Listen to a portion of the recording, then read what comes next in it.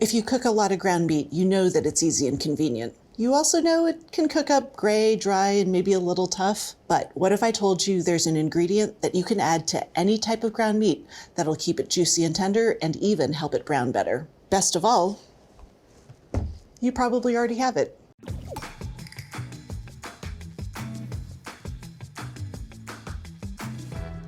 When we make chili, sloppy joes, or even a red sauce for pasta, cooking the meat is often the first step. You heat the oil, add the meat, break up the big chunks, and you wait for it to brown. This method it's okay.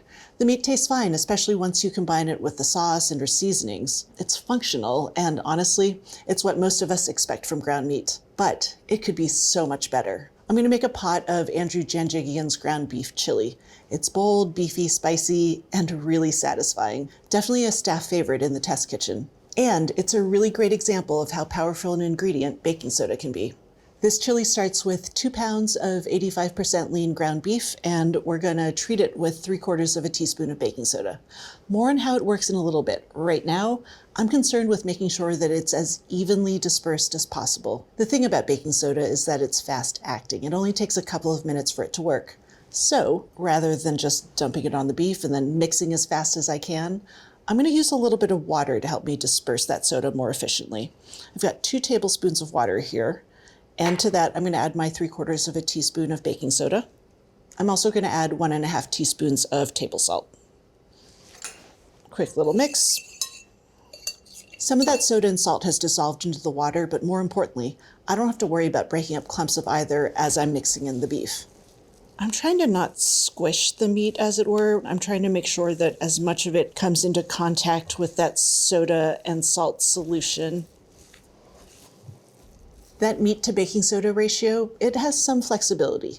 In general, for every pound of meat, we like to add roughly 1/4 to a 1/2 teaspoon of soda, and it can be dissolved in anywhere between 1 teaspoon to 2 tablespoons of water. There also aren't any hard and fast rules about how to incorporate the baking soda into the meat. The goal is for it to be evenly dispersed, and dissolving it in water and tossing the solution with the meat, that makes it easy. But you could add the baking soda directly to the meat as long as you mix it thoroughly. You really want to make sure you break up any clumps and sprinkle the soda in a thin, even layer. While that sits, I'm going to wash my hands and get our chili going by cooking some onions and garlic.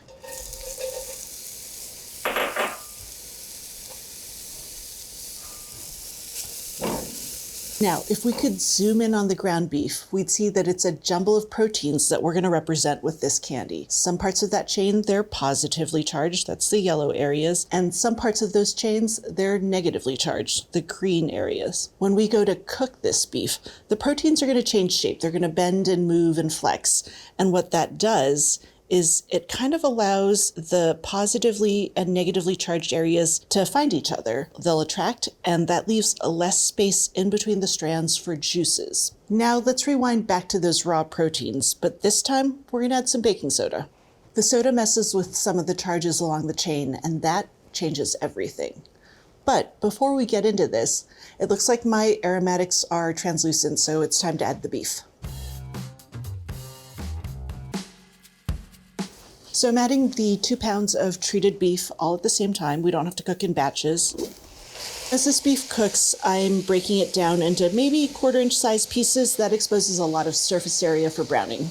So I'm looking for a couple of things here. I want some browning on the meat, but more importantly, I want a fond to form on the bottom and sides of the pot. That fond is what's going to make this taste really meaty. So while we're waiting on our beef, let's go back to our little protein models. We saw that when we just cook regular ground beef, the heat makes the proteins change shapes, and their positively and negatively charged areas cross-link really well. The result is that juices get squeezed out from between the fibers. Zoom out, and what you see is a pan of pebbly gray meat swimming in a grayish liquid.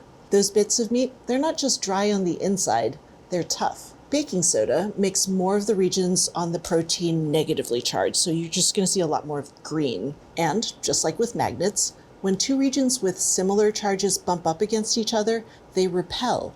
This keeps our proteins from bonding quite as tightly, and loosely cross-linked proteins, they're juicy and tender. Raising the pH does another great thing for this chili. It ensures awesome flavor. And that flavor, it comes from browning. Browning requires temperatures above 230 degrees. Here's the problem. When there's water around, the heat pumped up by the stove, it goes into driving off that water. Until most of the water's gone, the temperature can't get above 212 degrees. But if we have baking soda around to help the meat hold on to more water, we can get to browning that much faster. And speaking of browning, you've probably heard chefs go off on how great the Maillard reaction is. If you haven't, or maybe you tuned out, here's a reminder. It's a slew of reactions that begin when special types of sugars, called reducing sugars, and amino acids react with each other. Remember, proteins are just long chains of amino acids. Baking soda lowers the temperature where these reactions begin, and the resulting flavors and colors, they're delicious. We can see that this meat is nicely browned, and there's a fond on the bottom of the pot and on the sides of the pot. That's perfect. So we'll finish this chili by getting in our spice blend. This is a mixture of toasted ancho chilies, tortilla chips, and a bunch of herbs and spices. Along with this, I've also got a little bit of chipotles and adobo. And we'll just let this toast out for maybe a minute or two. This smells so good. If you want to make this at home, head to the America's Test Kitchen app and search Best Ground Beef Chili. So just a couple items to finish this out. I've got 2 cups of water, some pinto beans, a little bit of sugar to kind of balance out those flavors, and then some tomato. So while I wait for this pot to come up to a boil, I want to scrape up all the fond from the sides and the bottom of the pot. That baking soda helped to create it. We want it to get dissolved into the liquid because that's what flavors the chili. It makes sure that every bite is super beefy, even if you're not getting a big chunk of beef. Now that it's come up to a boil, I'm going to cut the heat, pop a lid on, and this is going to go into a 275 degree oven for maybe 90 minutes. It's going to cook really gently in there, and I won't have to do anything.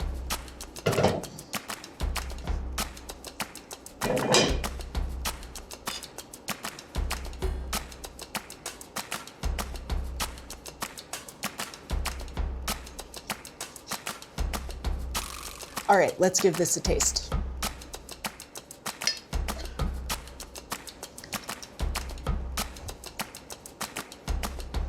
This is so good. That first bite is just big and bold and really meaty. And then you get the little tender beans and the tender beef. I have so many chilies where the meat is just kind of dry and pebbly and an afterthought. It's there for protein. Here, it's satisfying to bite into. So this is one example of how baking soda can make a big difference with ground meat. But it works with any kind of ground meat in pretty much any application. Let me show you. The best turkey burger I've ever had was courtesy of Annie Petito. It was juicy, tender, and really easy to make. If you hop on the app, you'll find skillet turkey burgers and skillet turkey burgers for 2, which is what I'm going to make today. It all starts with ground turkey and baking soda. So I'm going to treat the ground turkey with baking soda and water just like before, and this time I'm using 1/8 teaspoon of soda and 1 teaspoon of water. So I've got my soda solution right here, and then we'll move on to the turkey. This is 8 ounces of ground turkey, but instead of mixing just like I did before, I'm gonna break off little 1/2-inch pieces and just drop them in the bowl. They don't have to be perfect. The idea is to just open it up as much as possible without squishing the meat into itself. If you overwork this turkey, it'll cook up bouncy, kind of like sausage. Okay, so that's all of our turkey broken up. Now I want to drizzle the soda solution over the top. Now's also a great time to add all the other flavorings and binders. We've got soy sauce, melted butter for added richness. Turkey is so lean. Panko, Parmesan, gelatin, salt, and pepper. All right, now that everything's in, I'm not gonna mix this the way I did the ground beef with that like kind of squishing, squeezing. I'm actually just gonna give this a light toss. And this is again so that we don't overwork the turkey and make it too tough. So that's it. This is our mix. So I'm gonna divide this mixture in half, shape each patty, and drop them right into a cold nonstick skillet. One cool thing about this recipe is, unlike with burgers, we do not have to put a little dimple, a little divot in the center. When you go to cook a burger, the heat makes the meat contract and you end up with like a flattened meatball instead of a nice patty. Annie chose a cold start to cook these burgers, and that heats the meat gently enough that it doesn't contract as aggressively, it doesn't balloon in the center, and so you don't need to bother with making that dimple. So this looks like it's about 4 inches. I'm going to slip it right in the pan. Now I'm just going to wash my hands and then we'll start cooking. So we're going to cook these over medium heat. And I just want to wait for these to start sizzling before I pop a lid on. That's just going to help them cook through really easily. Because we have the soda in here, the turkey's going to hold onto its juices and we're going to get great browning even though we're only cooking at medium heat. Gentle heating lets the burgers cook through evenly with minimal splatter, and it keeps the burgers from contracting aggressively. That's why these patties didn't need dimpling. For the full details on the other ingredients and how they make this burger taste great, open up the ATK app and search Skillet Turkey Burgers. Now that the sizzling has started, I'm going to pop a lid on and I'll set a timer for 2.5 to 3 minutes. Another nice feature of this recipe is these burgers cook through in less than 10 minutes.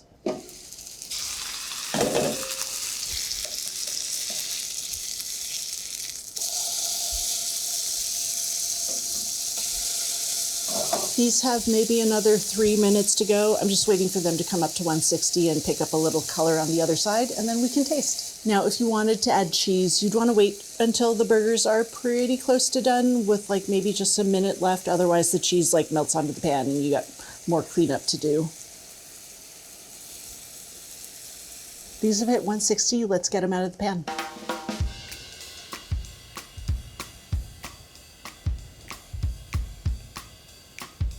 Let me cut this in half and show you what it looks like on the inside. What I love about this is it's juicy, you get great color. The texture's a little bit open the way a good burger should be. It's not perfectly uniform, and I'm just gonna start eating now. This is so good. Honestly, it doesn't even need a sauce. It's big, it's flavorful, it doesn't get lost. The other toppings are just there, but what you really taste is that juicy, juicy turkey with just enough browning to give it some depth. Next time you've got a recipe that calls for ground meat, give this baking soda trick a try. You're just going to need some water and a little bit of soda. It won't take any more time, and it's really going to pay off. And when you do, come on back and let me know what you thought in the comments.